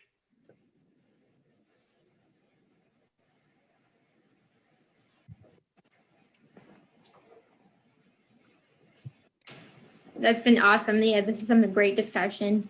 Just kind of moving into our agricultural theme. The focus of this theme is really to prioritize the needs of our farming community and provide supports to and resources and tools that helps them become implement and become more sustainable. So some of the strategies we've identified, and a lot of the strategies in the agricultural section are education and are connecting our farming community to resources. So we're primarily focused on kind of providing supports.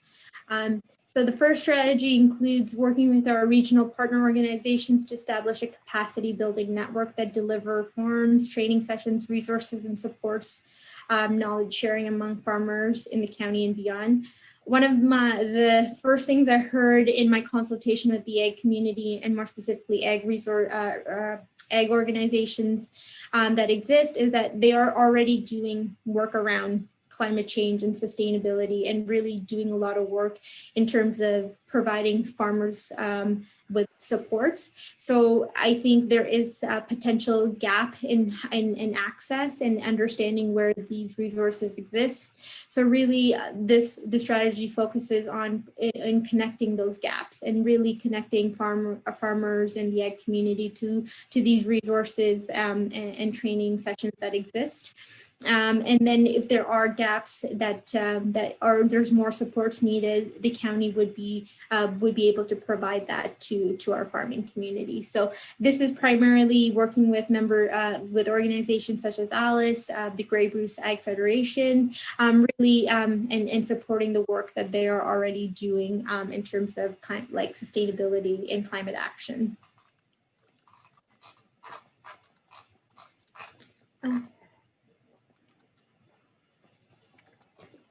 Strategy 14 includes act as a facilitator to encourage the adoption of biogas production by agricultural community within the so this is an interesting one.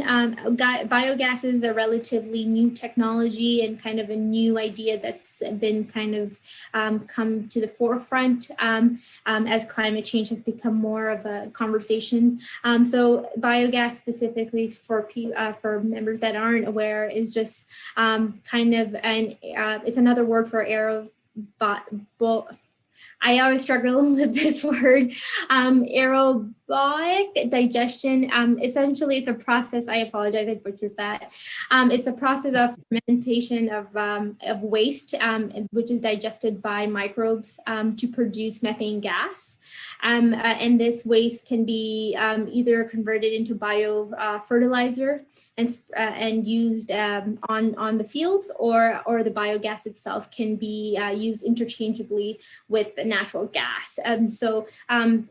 Again, with my conversations with Enbridge, they've created a new program where if there is a biogas plant or biogas infrastructure, they want to work with the owner to capitalize on that gas that's being created, and then implement that into the gas lines, or kind of incorporate that into their system so that energy source is available to more residents. So the county here wants to obviously first and foremost be an education resource on kind of this infrastructure, but really also connect residents who want to implement this infrastructure on their properties, or kind of develop this infrastructure to resources and programs that exist, and look at potentially through a study or further through an adaptation plan on developing this infrastructure on a wider scale. What the one good thing about this infrastructure is that it's relatively cost effective in the sense that it doesn't require a lot to implement, especially if it's just being used on the site itself. But there is a lot of investment happening on using this gas that's being produced to capture and utilize more widely regionally. So this is one that is interesting. There aren't too many examples, but a large scale on this being implemented, but it is something that as the technology develops and kind of the program develops, would like to see more of this across the county. Madam CAO, you have your hand up. Thank you. It may be that I'm simply out of the loop on this. My acquaintance with this technology is a little bit dated, but what I recall from it was that it was highly technical and very finicky, and just you really needed to have an operator that was very committed to this and had the right kind of operation to really make it worth their while. So I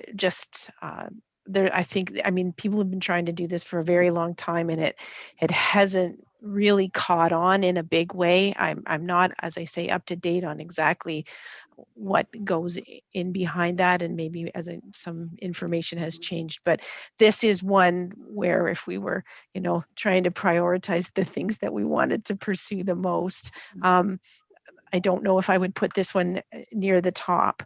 The biomass, though, if there was a biodigester and people were trying to produce power with biomass, Greek County has some land that might lend itself to the production of biomass, and it was less suitable for other crops, but I'll leave it there. Thank you. Councillor Gamble. Yeah, I just want to back up what Madam CEO said, because I have been affiliated with several of them, and she's absolutely right. They're cost prohibitive, and they're very finicky. I mean, the product going into them has to be exact. Once you got a formula, you got to stick with it, or else it just falls apart on you.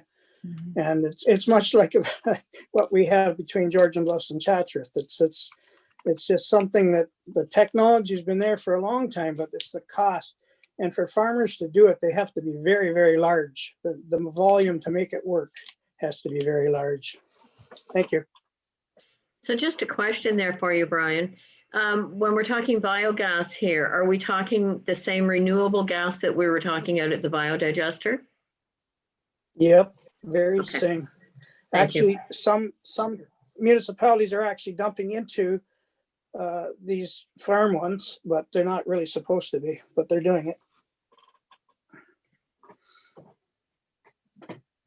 I just kind of just wanted to quickly mention this strategy kind of really came out of our conversation with kind of Enbridge, because they are wanting to develop our large scale program and are looking to provide funding really to people wanting to invest in this technology. So they're looking to make this more readily available and really are pushing for it. So this was something that we thought could be a great resource, and there is a lot of capital available for it. So I completely agree. I don't know if this would be the first strategy to implement, but there's definitely a lot of resources and kind of development that's happening within the private sector that could support some of this work.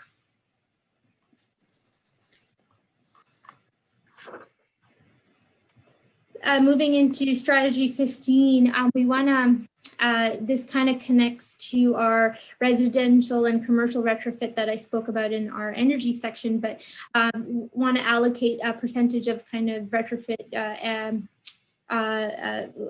cost or revenues created from that program in assisting our agricultural community in developing retrofitting their buildings and becoming more energy efficient. So really we want to focus on developing a program also that encourages retrofits for our ag community.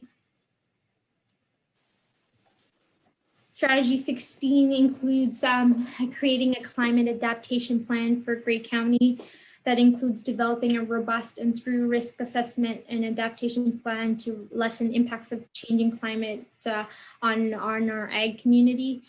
This strategy can be kind of taken out and put in for any of our themes, but we really wanted to focus on agriculture here because it's I think our municipalities in the county can play a bigger role in helping our ag community adapt to the impacts of climate change. And we really wanted to identify resources, supports that through an adaptation plan that we could, that can help them become more resilient. So we wanted to focus on maybe creating a more targeted plan, a more targeted adaptation plan that really kind of looks at the needs of this community specifically and kind of looks at how we can help them become more sustainable.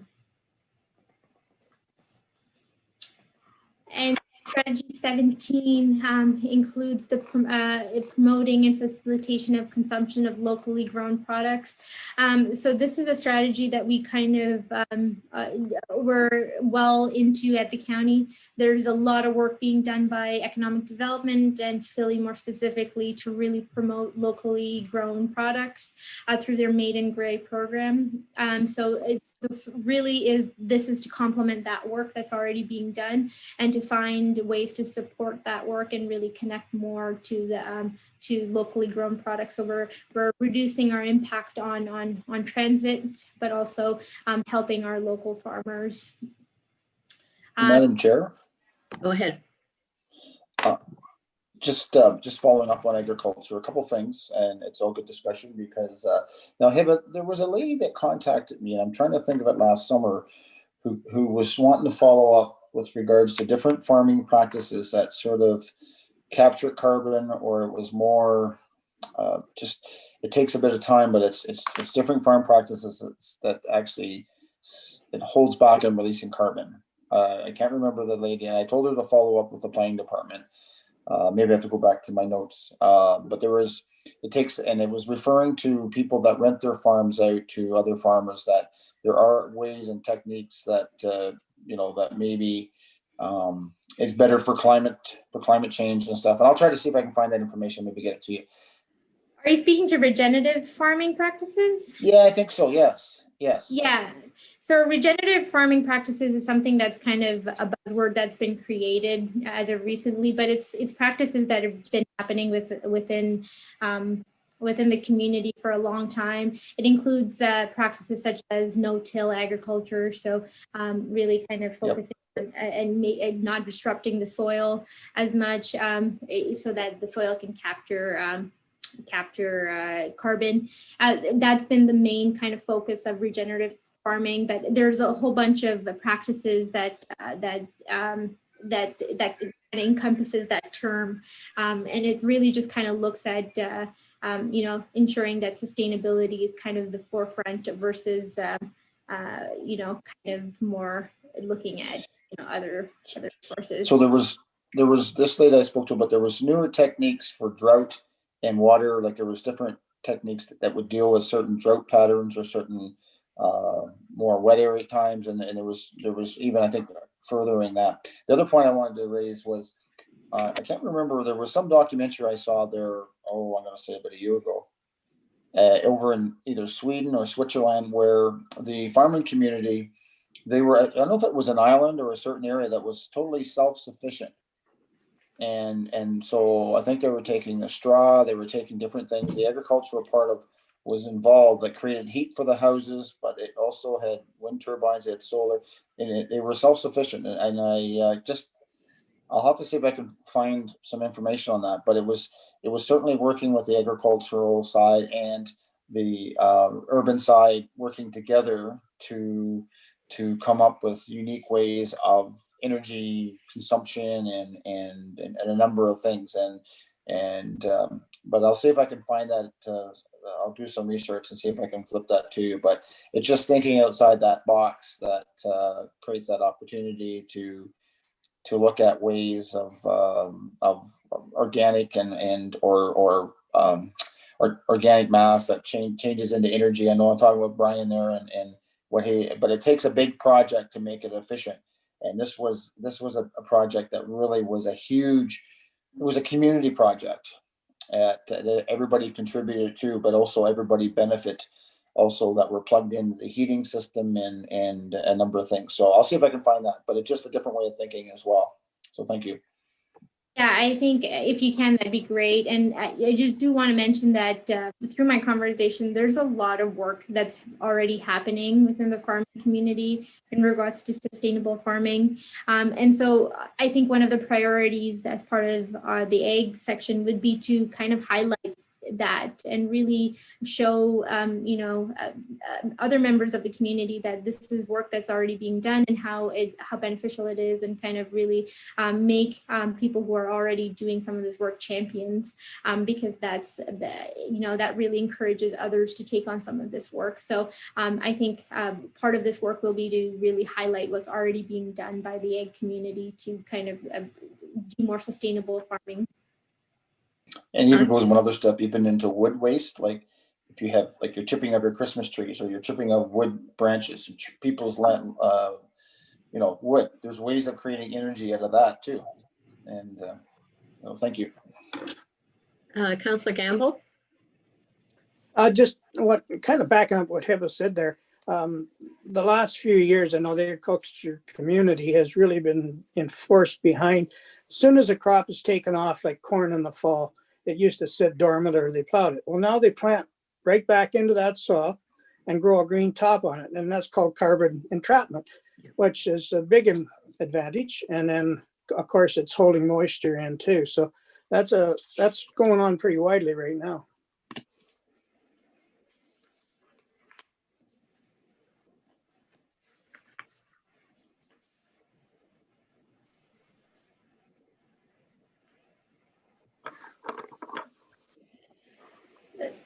Sorry, I'm just taking a bit of a note. Moving into our land use section, this section kind of really looks at, focuses on the planning section part, the planning world, and really looks at promoting compact and mixed use development, and really looking at the way we're growing and the way we're developing, and really encouraging more compact development, and focusing on the communities that we're creating. So some of the strategies that we've created here, such as strategy 18, really focus on our urban centers, and really promote high density development that encourages kind of mixed use. So mixed uses, kind of commercial and residential all in one development. And really this encourages people to stay local, stay more compact, and it doesn't require the use of infrastructure such as transportation infrastructure to travel longer distance to get somewhere. If we're developing our urban centers to be more dense, all of the resources and infrastructure required is available in a shorter space, so they'd be able to access that through other means such as active transportation. So really here is to promote the development of density, and it's also to promote the protection of our natural resources. I think Grey County has been blessed with an abundance of natural resources, so really developing more densely in our urban areas kind of protects our natural resources, because we're not developing into those resources. So really focusing on kind of containing and preserving our natural resources, and also integrating our urban centers well, so that so there isn't just kind of they're integrated well, and people are able to utilize the natural resources in a sustainable manner. And part of this will be how to implement this is to really make sustainability and density and kind of these key considerations at the forefront of official plan and zoning documents, so making sure that they're implemented in all of our municipal planning documents that are the county planning documents, so that as we move into developing in the future, those considerations are there. Strategy 19 includes enhancing and protection of natural assets, wetlands, ecosystems, and sequester carbon. So this is really looking at creating inventories of our natural assets and green spaces, wetlands, and ecosystems, and kind of ensuring that we have strategies and policies in place that really look at the long-term protection of these natural assets. And this can be through tree preservation bylaws, through our natural, through our hazard lands mapping, through all of those mappings, or through the work that the conservation authorities are doing, and really looking at making sure that we are making a concerted effort to track what our natural assets are that currently exist, and making policies to ensure that they are being preserved long term. Are there any thoughts on kind of the land use piece?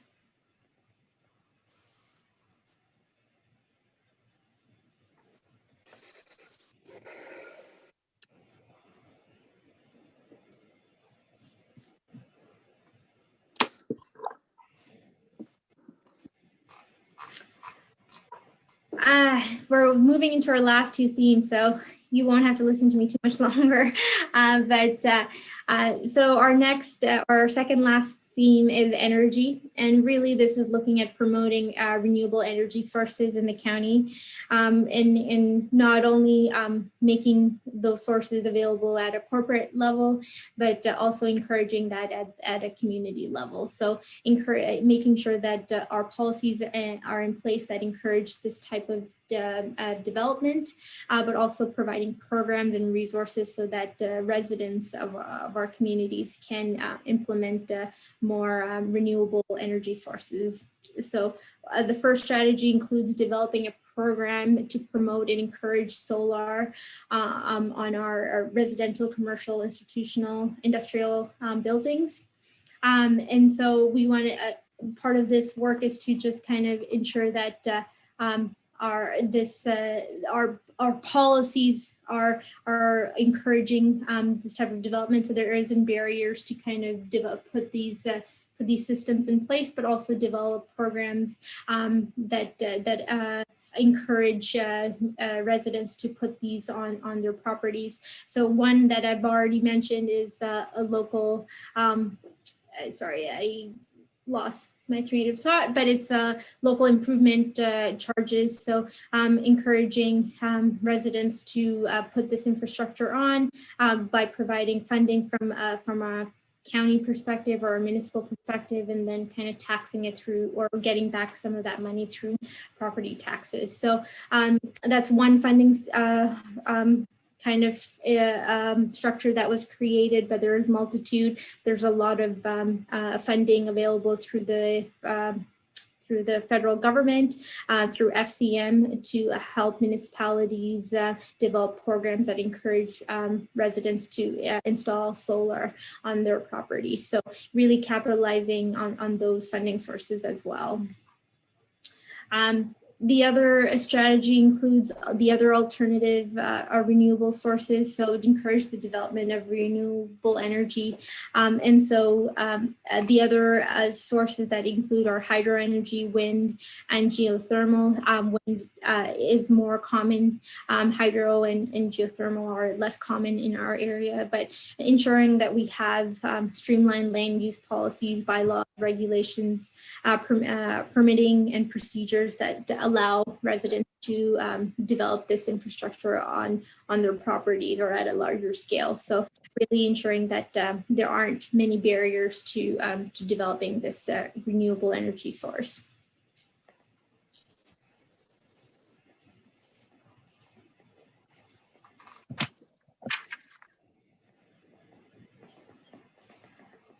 Yeah, but when you're talking the renewable energy, are you still talking on that solar photovoltaic, the large ground mounted arrays where it takes up so much? Usually you see them out in the country, they're taking up a lot of farmland. So is that still being promoted? That is one. There are smaller scale that we are promoting as well that can be attached to roofs of homes. So it really depends on the scale that's of installation. But yes, that technology is what we're promoting, and it really depends on the scale that people are implementing. Okay, thank you.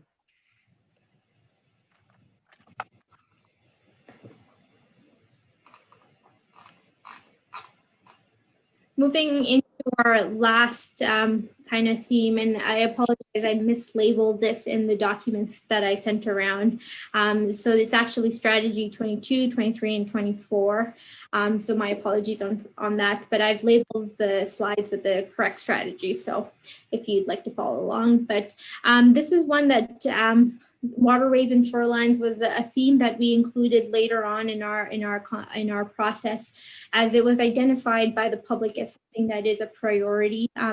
And so we wanted to ensure that we were making sure that we were addressing this concern.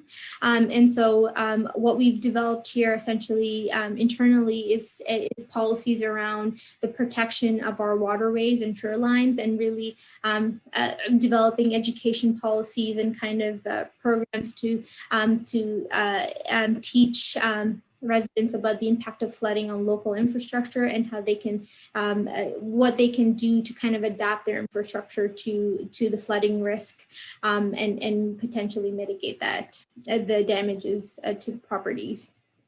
So the first strategy we've developed is develop a monitoring program that helps manage its current shorelines and identify areas that are prone to erosion.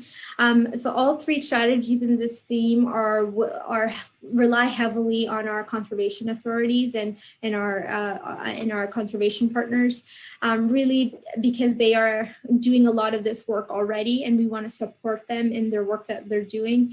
And a lot of this strategies also includes kind of mapping and technical work. So they're already kind of doing a lot of this work and you know, providing those resources to the county.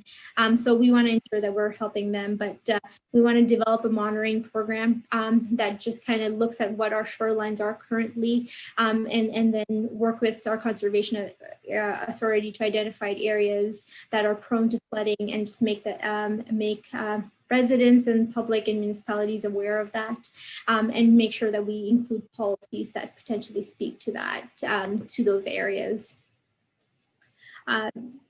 The second strategy in this theme include updating our county hazard land mapping to further clarify and strengthen areas of the county that are prone to flooding. This kind of speaks to what I was just talking about in the previous strategy, but really updating our hazard land mapping to just clarify and really identify on an annual or continual basis where areas of the county are prone to flooding. And lastly, we want to do work around conservation and protection of our wetlands. So this is identified as a key concern for members of the public. So we really want to identify through mapping and through the work that the conservation authorities are doing on areas in the county where there is significant wetland loss, and develop a program that encourages conservation. Really this speaks to education as a key component of this, really educating members of the public, different sectors about the importance of wetland preservation and conservation. And so the key focus here is working with our conservation authorities on the work that they're doing, supporting their programs, and then really the education and awareness piece around kind of how to preserve these for the future. Councillor Gamble first, and then Madam CAO. I see you both have your hands up. Yeah, I'm very disalarmed, but you're referring to conservation. I belong to Saugeen Conservation for a number of years, and I really believe in them. I think they're harm in the whole here. But now that the province has basically defunded them, I'm really scared of what this last part of what you discussed is just going to not be there no more. I don't know what you've looked at or discussed, but it's an alarming trend, really. Thank you. If Hiba, maybe Randy or I can speak to that. I think we're still waiting for the specific regulations to come out, but it's our hope that through formally adopted strategies like this, that will provide the foundation for us to enter into agreements with the Conservation Authority to be able to have work like this continue. But Randy, you can maybe speak to it in more detail. Yeah, so this stems back to, I think it was Bill 229 and Schedule 8 specifically of that. And as Kim indicated, we're still waiting for some details around the regulations with respect to what that could look like in terms of core service work that's identified for conservation authorities, and what municipalities can enter into agreements with conservation authorities on to continue some of the important work that conservation authorities do. And so, as Kim indicated, depending on where those regulations land, we're hoping that there's flexibility in them to be able to for municipalities to be able to work with conservation authorities to still enter into agreements and work on strategies, just what Hib has indicated, if that is not going to be now part of what the province is now calling core services. So we're hoping that there will be flexibility, so that, because it would vary and depend on each conservation authority area in terms of what services that municipalities would rely on. So we're hoping that it's will be left more up to the conservation authorities and municipalities to work those details out, as opposed to prescribing a list of only certain items that they can enter into agreements with. That's our hope and our desire, and we'll see when the regulations come out for sure. Thank you. Madam Chair? Yes, Mr. Warden. Thank you. You mentioned about updating county floodplain mapping. Is it the county that does that, or is it the Conservation Authority, or is it a combination of both? Sorry, Randy, if you want to speak to that. Sure. Yeah. So we definitely rely on conservation authorities for that baseline data and information. counties and municipalities have to implement it through our official plan documents and zoning bylaws, etc. But absolutely, we're relying on the conservation authorities to identify that mapping initially, and then municipalities are just the conduits to implement that mapping through their planning documents. My understanding, Madam Chair, is that there is a difference between floodplain mapping in Grey County versus, say, Bruce County. I've never fully understood what that difference is. Can you speak to that at all, Randy? Yeah, there are even differences amongst conservation authorities in terms of, and in specific areas where there may be more detailed mapping because of historic issues like frazzle ice and other things like that, that maybe some other communities don't experience. So it does vary in terms of the areas that are prone to flooding. But again, we rely on the conservation authorities to provide that data and that information. And so in terms of differences between Bruce County and Grey County, I know there's parts in Bruce County that are even outside of conservation authority areas. So for example, North Bruce Peninsula is outside of the conservation authority.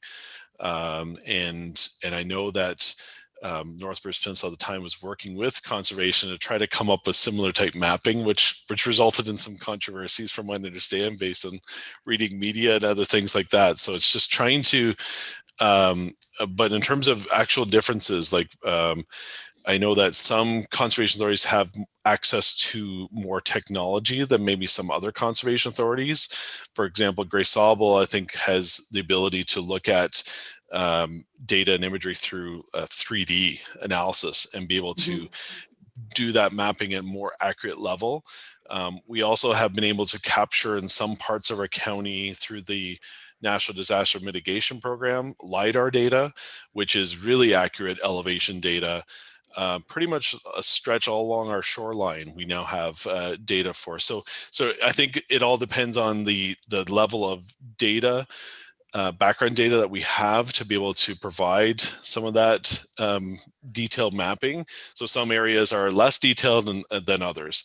So for example, in Saugeen Valley Conservation Authority, they've identified not necessarily regulated area mapping, but it's mapping that is used to review whether or not it's in a regulated area or not. Whereas in the Grey Sauble Conservation Authority, like I said, they have more access to GIS data and other resources to be able to make their data a bit more accurate. So they've actually mapped out regulated areas and hazard land mapping. So it depends on the conservation authority, and I think part of that would be, let's look at working together to support to get all at the same level of the data that we rely on and utilize to make decisions as between the county and local municipalities. And can we work to support conservation authorities to get to the same level, so to speak, in terms of data reliability and accuracy. Thank you. Madam CAO. Thanks. Just a couple of comments. One, with regard to shoreline erosion, again, my understanding of the shorelines is that they are kind of dynamic systems that respond to changes in water levels and things like that. I'm just wondering if there's a little bit of refinement there about the prevention of shoreline erosion, because I think there is a school of thought that says that what we're really aiming for here is more naturalized shorelines that are better able to cope with fluctuations in water level, are more stable habitats for animals and that sort of thing. So I just put that out there for consideration. Maybe there's a little bit of tweaking there. The other piece that I would like to see in this strategy has to do with water quality and preserving the quality of the water in the bay.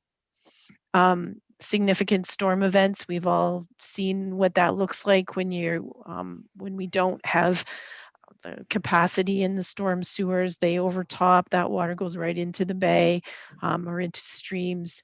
The same thing with the tile drains in the fields and that.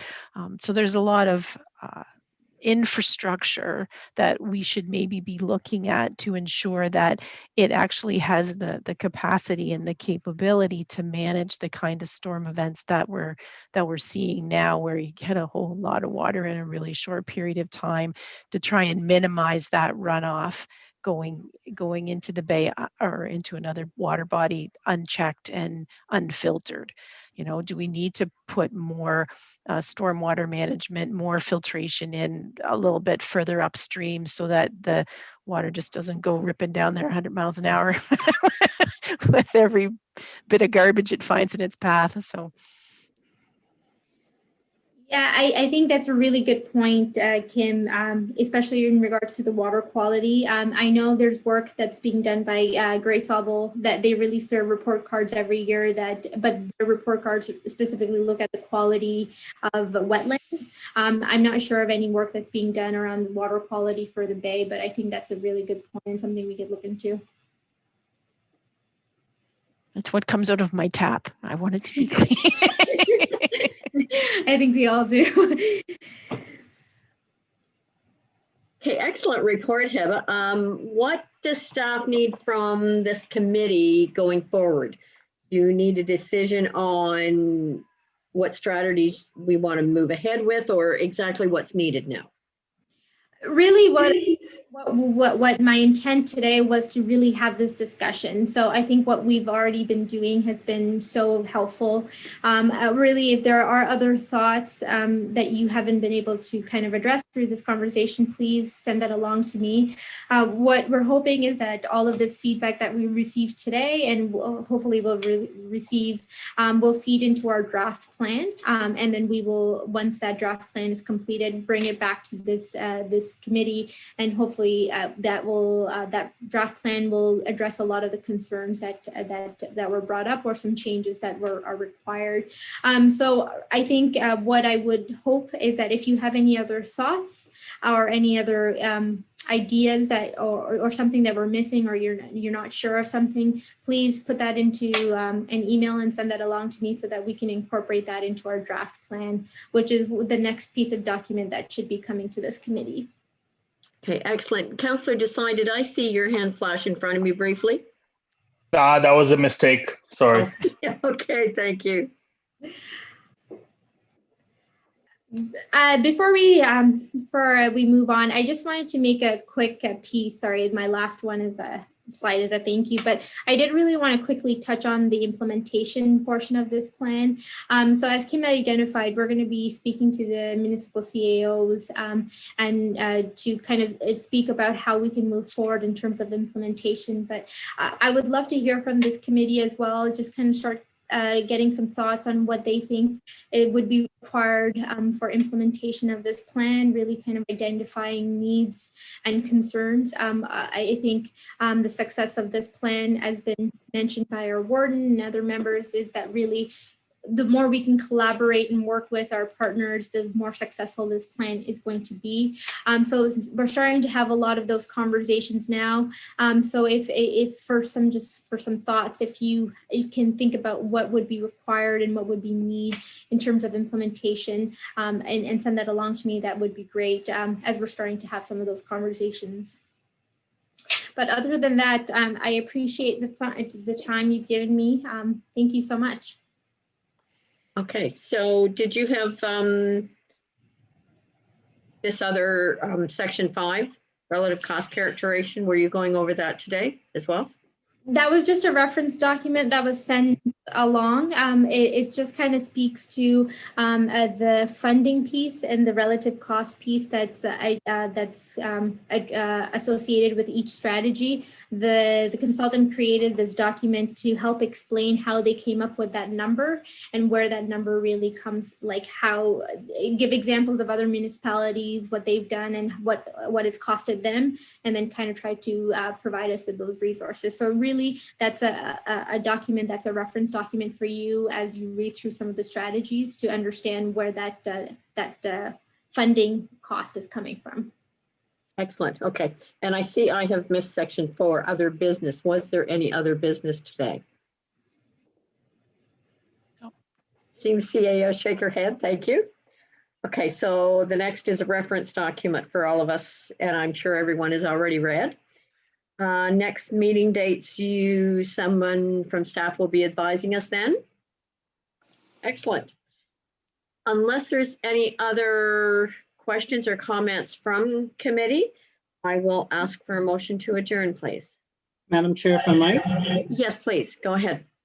I just want to say I'm probably echoing comments that I made at the Hanover Owen Sound Task Force, but I just want to thank staff. What a lot of work. Yep. And I'm really getting an education because honestly, I don't know anything about about this stuff. And it's so interesting to learn, and staff have done a terrific job. I don't think there's a stone left unturned here. But anyways, thank you for that. And I want to acknowledge the work of staff, and particularly Hiba here. Yes, bravo. Yes, thank you. You're quite right. It's a lot of work. I'm also on our township's climate action group, and it's a lot of information to take in that's somewhat new. Yes. Anyway, if no other comments, motion to adjourn. Councillor Hutchison, seconder. Mr. Warden, thank you. All in favor? Carried. Thank you, everyone. Enjoy the rest of your afternoon.